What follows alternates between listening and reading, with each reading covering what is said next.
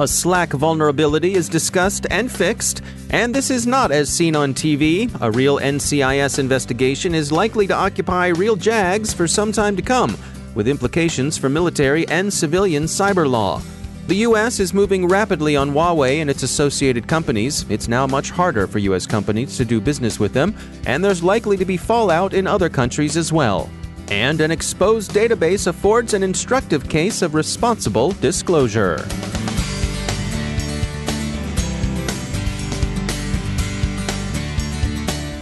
Now a moment to tell you about our sponsor, Observit. The greatest threat to businesses today isn't the outsider trying to get in. It's the people you trust, the ones who already have the keys. Your employees, contractors, and privileged users. According to a recent CA Technologies research report, 53% of organizations confirmed insider attacks within the last 12 months. Can you afford to ignore this real and growing threat? With Observit, you don't have to.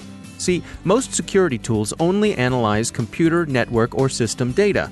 But to stop insider threats, you need to track a combination of user and data activity.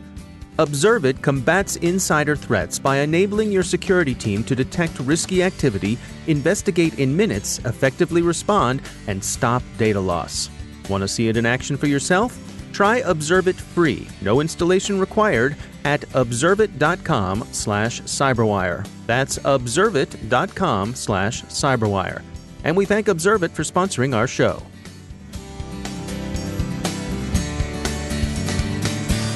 From the CyberWire studios at Data Tribe, I'm Dave Bittner with your CyberWire summary for Friday, May 17th, 2019. Tenable this morning reported a vulnerability in the business cooperation tool Slack. The flaw is now fixed, as it had been earlier disclosed to Slack. It affected the Slack desktop application for Windows, version 3.3.7. It has been fixed in version 3.4. It had been possible for an attacker to send a malicious hyperlink via a Slack message. Once clicked, the link would change the document download location path to a file share the attacker owned. This could have enabled theft or manipulation of other documents subsequently downloaded within Slack. As noted, the problem has been fixed, so users would be wise to update to the latest version. There's no indication that the vulnerability was ever exploited in the wild. The U.S. Navy may have put trackers in emails destined for defense counsel and news media covering a military trial involving leaks, Military Times reports. The Naval Criminal Investigative Service is investigating media leaks surrounding a high-profile case in which a Navy special operator is charged with murder and a Navy officer is charged with conduct unbecoming an officer in an associated case. The Navy judge presiding over the case had imposed a gag order to help ensure fair due process for the defendant, and NCIS was trying to find who was violating that order. In any event, the Navy judge advocate prosecuting the case sent emails to, among others, defense counsel with a tracking image embedded below the signature block. A Navy Times editor was among those who received the email with the tracker. It was designed to identify the recipient machine's IP address and report it to a server in San Diego. It normally requires a subpoena or court order to acquire IP addresses or other metadata, Military Times says. Military Times is a sister publication to Navy Times, both papers belonging to the Sightline Media Group. A Navy spokesman told Military Times that this is about the defendants, Senior Chief Edward Gallagher and Lieutenant Jacob Portier, quote, receiving a fair trial with due process in the military justice system, end quote. The spokesman, Captain Greg Hicks, declined to comment specifically on the tracking code, but said, quote, following continuing and ongoing violations of the Federal Protective Order, NCIS initiated a separate investigation into violations of that protective order. That investigation is ongoing, end quote. Captain Hicks did not say whether the Navy obtained a search warrant or subpoena in connection with the emails. He did say that, quote, the media was not and is not the focus of the investigation. The focus of the investigation is squarely on identifying unauthorized disclosures that violate the judge's protective order. An NCIS spokesman said that, quote, during the course of the leak investigation, NCIS used an audit capability that ensures the integrity of protected documents. It is not malware, not a virus, and does not reside on computer systems. There is no risk that systems are corrupted or compromised, end quote. This, of course, satisfies no one who was troubled by the telltale code. Military Times points out that maybe this is a violation of existing privacy laws, including the Electronic Communications Privacy Act, and Defense Counsel have complained about the potential for abuse. The law here may be unsettled, but several state bar associations are on record against the use of such tracking technology.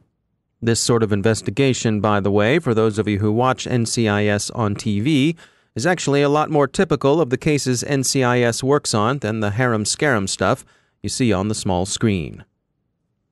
Wednesday's U.S. executive order on securing the information and communications technology and services supply chain declared a state of emergency under the International Emergency Economic Powers Act, the National Emergencies Act, and Section 301 of Title III, United States Code.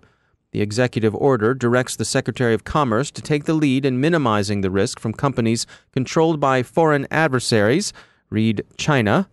Its immediate effect is to clamp down on the use of Huawei technology in the U.S.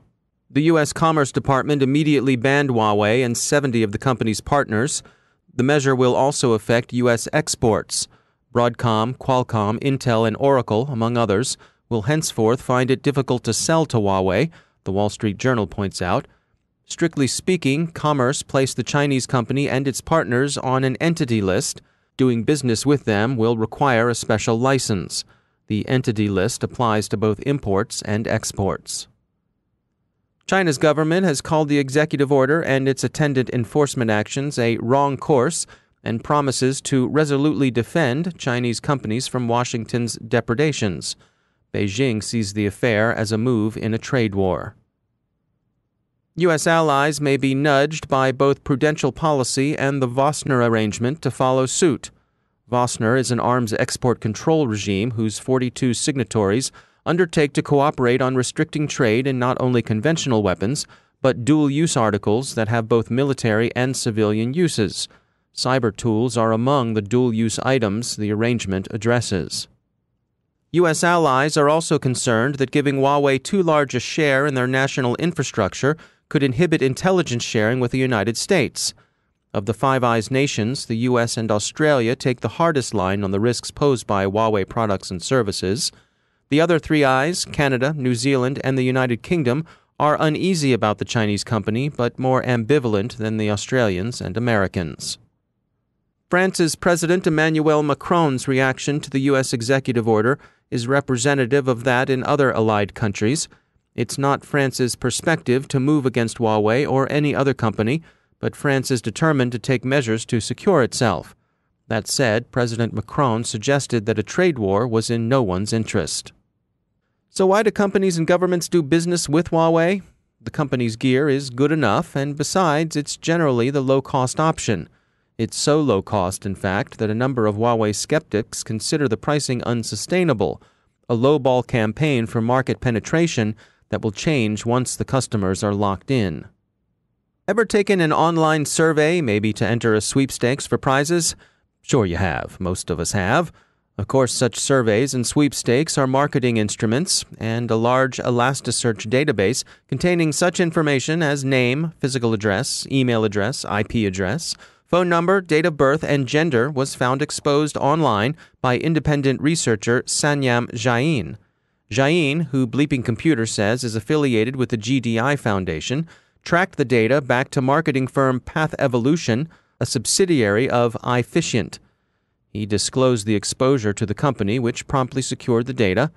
iFicient has pointed out that the data didn't include social security numbers, credit card numbers, or passport numbers, so they fell short of the fulls so beloved of hacker black marketeers, and short of the kind of personal information covered by various U.S. state laws. But it's still an embarrassing lapse, and iFicient is both shoring up its security and notifying people affected by the disclosure. But iFicient's response to Jain's disclosure was, Jain said, refreshing. They thanked him and took action. All too often, the response to this kind of disclosure, he suggested to Bleeping Computer, is to be either ignored or threatened with legal action. So, an unfortunate lapse, but a nice tale of responsible disclosure, responsibly received.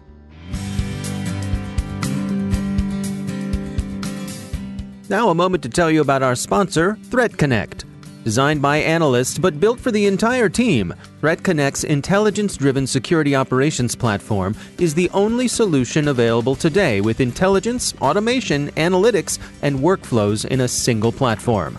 Every day, organizations worldwide use ThreatConnect as the center of their security operations to detect, respond, remediate, and automate. With all of your knowledge in one place, enhanced by intelligence, enriched with analytics, driven by workflows, you'll dramatically improve the effectiveness of every member of the team. Want to learn more? Check out their newest ebook, SOAR Platforms. Everything you need to know about security, orchestration, automation, and response. The book talks about intelligence-driven orchestration, decreasing time to response and remediation with SOAR, and ends with a checklist for a complete SOAR solution. Download it at threatconnect.com/cyberwire. That's threatconnect.com/cyberwire. And we thank ThreatConnect for sponsoring our show.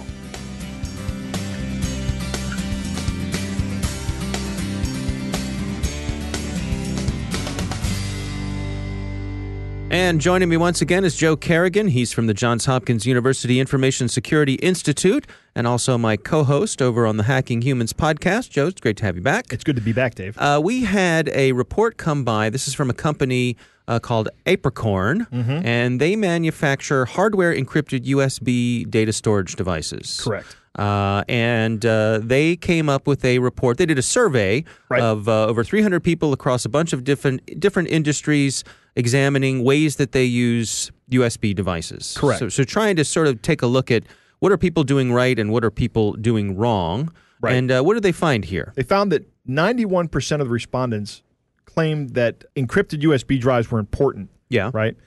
But only 58% said that they regularly use encrypted USB devices. So that's interesting. Yeah. Well, let's just walk back a little bit here. Sure. When we're talking about an encrypted USB drive, what's the practical implications of that? I'm not exactly sure how the product that Apricorn sells works, but presumably it's a hardware-level encryption so that everything on the device is encrypted, and that if you don't have the keys to get into that device, then you're never going to open it. Right. So if I lose this drive in a parking lot or something, somebody who picks it up, it's going to be worthless to them. It's going to be worthless to them, right? Yeah. Right. Yeah. There's other ways you can do it. I think SanDisk has a product that's similar that runs software that encrypts the drive. And then, of course, there's the free solution. You could use MedCrypt, which is an open source encryption product that lets you create volumes, encrypted volumes, or encrypt entire volumes like a USB drive. That's actually the solution I use to keep my important stuff encrypted on my USB drives. Yeah. And I use it by creating a volume, right, an encrypted volume that takes up a certain portion of the drive. The reason I do that is because I still need to have these drives available for unencrypted usage. I mean, encryption is not always important. For example, if I'm going to give a presentation to somebody, right, if I'm going to give a presentation to a group of people, and I have that presentation on a USB drive, right, I'm going to show everybody in the room and show everybody in the world what this presentation is if they wanted to watch it. Right.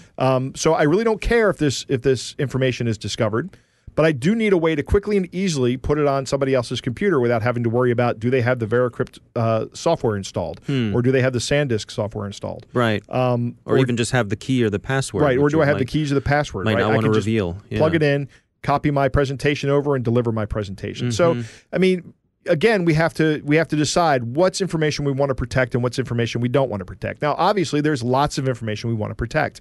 And if that information needs to be protected, then when it's on a USB device, that's considered data at rest, right? Yeah. We should definitely be encrypting that information through some means. Yeah, and this whole notion of kind of the USB device promiscuity, of going from one computer to the other. Yep. I think about public health and. On the one hand, there's washing your hands, and on the other hand, there's inoculation. Right. And it seems to me like you should try to be protecting your devices from both ends. Informing your users not to just plug these things in and out willy-nilly, right, but also have whatever mechanisms that are on the machine that might get plugged into, to whenever something gets plugged in, to take a look at that, and before you go off and load something or run something, have some kind of software on there to take a look at whatever might be on there and scan to see if there might be any problems. Yeah, absolutely. And additionally, there are other things out there malicious hardware that is just a bank of capacitors that stores up all the power that gets sent to the USB drive over time, right, and then feeds it back all at once in an attempt to burn out the motherboard. It just zaps it. Yeah. So don't ever plug anything you find in. Yeah. I mean, I'm not saying those devices are rare. Those motherboard destroyers are rare, and they're not kind of costly, but better safe than sorry. Better safe than sorry. Yeah. Your bigger risk here is finding malware or getting malware on something, and I don't like the idea of using the free devices at conferences. Mm-hmm. I've even gone so far as to hand them out at a conference, but because your boss told you had to. No, it's just a piece of swag that we had. But before we did that, I actually had one of my students go through on a Raspberry Pi and delete everything off those things, because where do you get those things? They come from some marketing supplier. Right. You don't know what the supply chain on that marketing supplier is. They're buying those devices from the lowest bidder. Yeah. Right? Yeah. So we ran a complete wipe on everything before we handed it out. Huh. And we don't hand them out anymore, because we just don't think it's good practice to hand them out. Right. All right. Well, this company, Apricorn, who makes these, obviously they have a little bit of interest in making people want to use encrypted USB drives. Which is not a bad idea. Not a bad idea, but, just be mindful it's not a completely unbiased look at this. Right. All right. Well, Joe Carrigan, thanks for joining us. My pleasure, Dave. Now it's time for a few words from our sponsor, BlackBerry Cylance. They're the people who protect our own endpoints here at the CyberWire, and you might consider seeing what BlackBerry Cylance can do for you. You probably know all about legacy antivirus protection. It's very good as far as it goes, but you know what? The bad guys know all about it too. It will stop the skids, but to keep the savvier hoods hands off your endpoints, BlackBerry Cylance thinks you need something better. Check out the latest version of Cylance Optics. It turns every endpoint into its own security operations center. Cylance Optics deploys algorithms formed by machine learning to offer not only immediate protection, but security that's quick enough to keep up with the threat by watching, learning, and acting on systems behavior and resources. Whether you're worried about advanced malware, commodity hacking, or malicious insiders, Cylance Optics can help.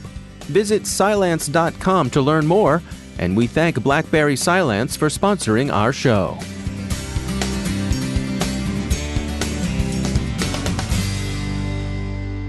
My guest today is Mike Kijewski. He's CEO and founder of MedCrypt, a company that helps medical device manufacturers improve their cybersecurity. Our conversation centers on the current security state of medical devices, steps that producers of those devices are taking to better secure them, and how appropriate regulation may take a part in moving things forward. The majority of medical devices that are being used today were designed without really any thought about cybersecurity when the devices were developed. And there could be a couple of reasons for that. It could be that device vendors were assuming that these devices were being used on a hospital network, and the hospital network was inherently secure, and therefore the devices themselves didn't need to have these security features. Or it could be that the device vendors just didn't think that security was an issue. Who's ever going to hack a medical device? Is this a sort of an apocalyptic scenario that is reserved for terrorist movies, or is this actually a real practical concern? And I think going forward, there are challenges when designing a medical device in prioritizing clinical features over cybersecurity features. So, for example, the number one priority of a pacemaker is that it always continues to keep the patient's heart beating. And when you're designing a pacemaker, that's obviously the most important thing that you need to be designing into the device. Well, how many clinical features can an engineering team, put off to the future in return for implementing some security features to ensure that device is functioning safely?